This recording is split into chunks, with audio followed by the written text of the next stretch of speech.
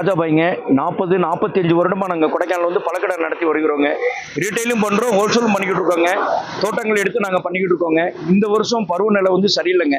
மழைகள் வந்து முன்பின் முரண்பாடா இருந்தனால பேரிக்காய் வந்து காப்பு ரொம்ப கம்மிங்க, அதிகபட்சமா கம்மிங்க. மொத்தத்துக்கே 30% தான் காய்ச்சிருக்குங்க. நல்லா காய்ச்சதுன்னா ஒரு மரத்துல 3 எடுப்பு எடுப்போங்க. நாங்க கிலோ வந்து 40 ரூபாய்க்கு வாங்கி 80 ரூபா 90 ரூபாய்க்கு மக்கள் பப்ளிக் சர்வீஸ் பண்ணுவோங்க. இந்த வருஷம் காப்பு கம்மிங்கிறனால நாங்கள் வாங்குறதே 90 ரூபா 100 ரூபாய்க்கு வாங்குறோங்க. 140 ரூபா 150 ரூபாய்க்கு விற்பனை ஆகிறதுங்க. இதுக்கு என்ன ஒரு மாற்று வழின்னு கேட்டிங்கன்னா, அரசு தோட்டக்கலைத்துறை வந்து விவசாயிகளுக்கு வந்து சப்போர்ட் பண்ணணும். அவங்க முன் வந்து எதனால இந்த மாதிரி காப்பு கம்மியாக இருக்குது, மரங்கள் என்ன ப்ராப்ளம் அப்படிங்கிறத அவங்க கேட்டு தெரிஞ்சு மக்களுக்கு கொஞ்சம் விவசாயிகளுக்கு நல்ல ஆதரவு கொடுத்தாங்கன்னா காப்பு நல்லா இருக்கும், விலைகளும் கம்மியாக கொடுக்கலாம் மக்களுக்கு நாங்கள்.